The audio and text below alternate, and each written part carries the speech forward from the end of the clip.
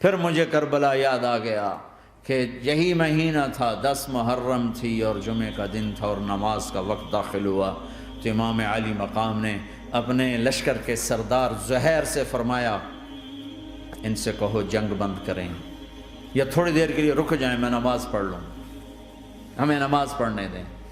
تو زہیر نے گھوڑا آگے بڑھا کر کہا شمر سے تھوڑی مہلت دو، ہم نماز پڑھ لیں، پھر تم نے جو مرضی کرنا ہے، نماز تو پڑھنے دو۔ شمر نے کہا ہم نماز نہیں پڑھنے دیں گے۔ ایک اور کوفی کھڑا تھا، اس کا نام حسین بن نمیر، انہوں نے کہا تمہاری نماز ہوتی ہی نہیں۔ انہوں نے کہا لعنت ہے تم پر، جس گھر کی طفیل نماز ملی ان کی نہیں ہوتی۔ پھر انہوں نے واپس آ کر عرض کی حضور وہ نماز پڑھنے کے لیے جنگ نہیں روکیں گے۔ کہا اچھا پھر ہم نماز تو نہیں چھوڑ سکتے۔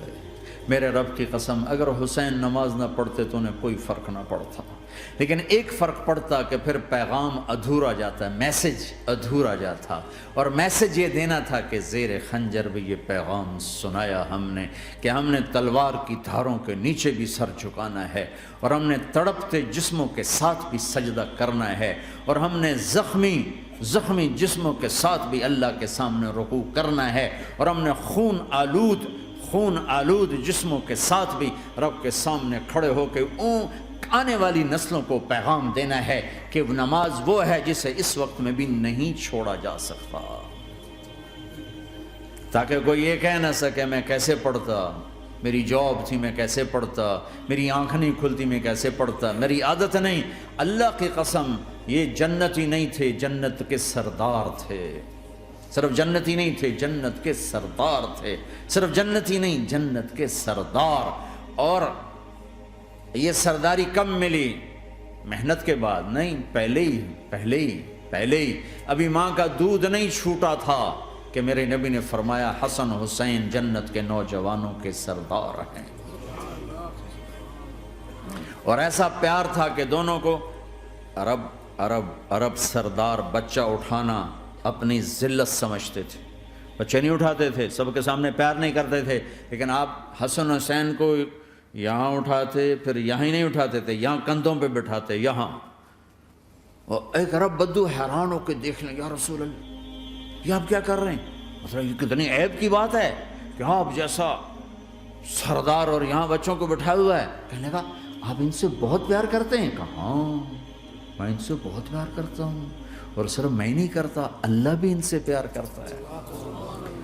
اور بتاؤں جو ان سے پیار کریں گے اللہ ان سے بھی پیار کرے گا، جو ان سے محبت کریں گے اللہ ان سے بھی محبت کرے، اللہ بھی ان سے محبت کرے۔ پھر ہم نے دعا مانگی یا اللہ جو ان سے پیار کرے تو ان سے پیار کر، جو ان سے بغض رکھے تو ان سے بغض رکھ۔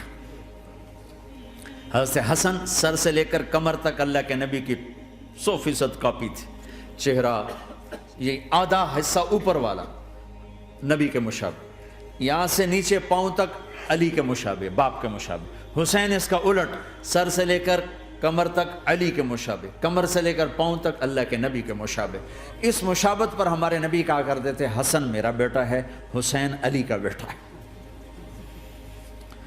ہائے ہائے کیا کیا لاڈ لڈائے اور کیا لوگوں نے کر دیا ان کے ساتھ۔ نماز جیسے عظیم عمل میں، نماز جیسے آپ رکوع میں ہوتے تو حسن آ کر نہ پاؤں میں گھس جاتے تھے، یہاں سے نکلتے ادھر، یہاں سے نکلتے یوں۔ سجدے میں جاتے تو کمر پہ بیٹھ جاتے تھے، فرض نماز کا سجدہ۔ تو ایک دفعہ، پہلی دفعہ جب یہ قصہ ہوا تو آپ نے سجدہ لمبا کر دیا، بچے کے اتارا نہیں، اٹھے نہیں، سجدہ لمبا کر دیا۔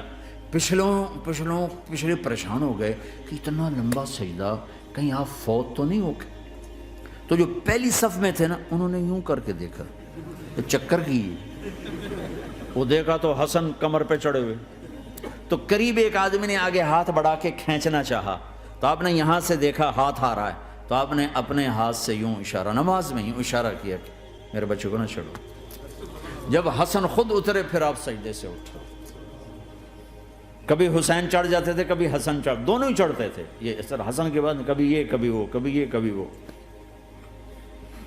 اور آپ حسن کو جب چھوٹے تھے زیادہ حسن، تو آپ حسن کو یوں زبان دکھاتے، اتنا بڑا عظیم نبی کیا ہو رہا ہے، تو وہ زبان، آپ کی زبان بڑی سرخ خوبصورت تو وہ بچہ سمجھتا شاید یہ کوئی کھانے کی چیز ہے، تو آگے یوں ہاتھ مارتا ہے، پکڑنے کے لیے ہاتھ مارتا، پھر وہ بیٹھ جاتے، پھر آپ کہتے ہیں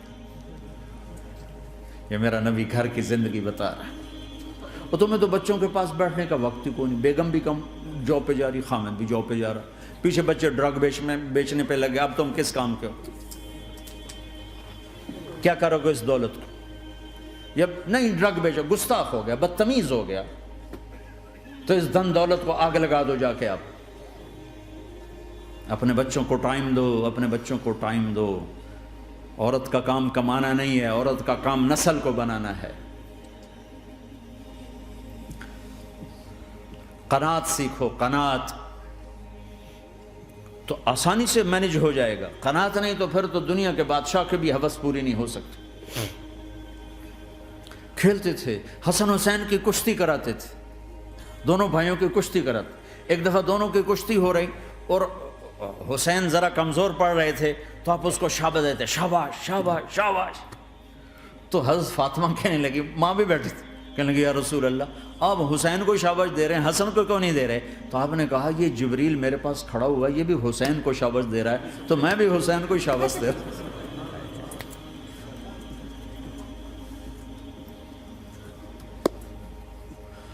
ایسی ہستیاں، لیکن ایک سبق ہے، یہ ہونا چاہیے تھا تاکہ امت کو پتہ چلے کہ دین کتنی قیمتی چیز ہے۔ وہ جی اللہ بڑا غفور الرحیم ہے، میں نہ ہمیں ڈرایا کرو۔ ہاں اللہ بڑا غفور الرحیم ہے، لیکن اس کا کوئی عدل بھی ہے۔ رات کا شراب پینے والا اور رات کو مصلی پہ رونے والا برابر ہو جائیں گے، تو پھر یزید حسین کو ایک ہی جگہ بٹھا دو، پھر کربلاؤں کے لیے رونا چھوڑ دو۔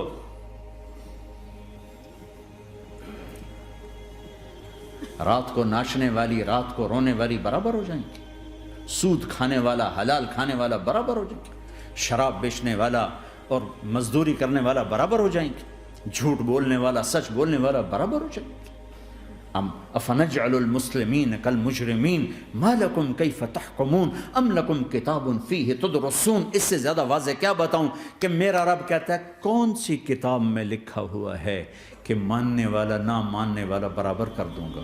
کون سی کتاب میں؟ اللہ کو یہ کہنا پڑ رہا ہے ام لکم کتاب فیہ تدرسون، کس کتاب میں یہ لکھا ہوا ہے؟ ام نجعل المتقین کالفجار، ایک بدماش اور ایک فرمانبردار کو برابر کر دوں؟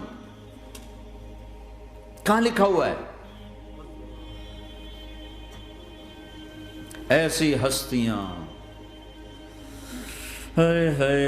جنگ سے پہلے اونگ آ گئی، آنکھ کھلی تو ہنسنے لگے۔ بہن نے پوچھا یہ تو ہنسنے کا موقع نہیں، کیوں ہنسے ہو؟ زینب کہا بہن اللہ کے نبی خواب میں آئے، فرما رہے ہیں بیٹا میں لینے آ چکا ہوں، تو اب نہ پڑھے نماز، اب کیا مسئلہ ہے؟ جنت کے لیے تو کرنا ہے سب، یہ جنت کے لیے تو کر رہے، اللہ کے لیے تو کر رہے کہ زر دادن و جان دادن نہ آئے از لذت دیدارش، خسرو چتواں گفتن سر دادن و جان دادن نہ دیدہ رخ یارے۔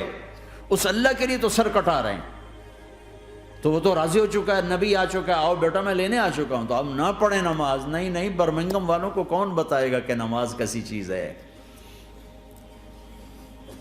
انہوں نے کہا جی وہ نہیں جنگ روک کرے گا، پھر چلو نماز پڑھو، نماز تو نہیں چھوڑی جا سکتی۔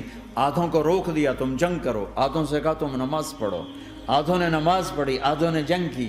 پھر جنہوں نے نماز پڑھی انہوں نے کہا تم آگے بڑھ جاؤ، ان سے کہا تم جا کے پیچھے اللہ کے بارگاہ میں سجدہ کرو۔ 1400 سال کی تاریخ میں ایسے نمازی میری نظروں سے نہیں گزرے، اور ایسی نماز نہیں پڑھی گئی نبی کے زمانے کے بعد۔ آپ نے بھی صلاۃ خوف ایک پڑھی تھی، وہ نبی تو نبی ہوتا ہے، اور کیا ان کا حال تھا، خون و خون، اپنے خون سے وضو کیے یا کربلا کی مٹی سے تیمم کیے؟ جب سجدوں میں سر رکھ کے سبحان ربی الاعلی کہا ہوگا تو دھرتی میں کیا ہلچل مچی ہوگی۔ نماز نہ چھوڑا، نماز نہ چھوڑنا، کوئی عورت نہ کوئی مرد، نماز نہ چھوٹے۔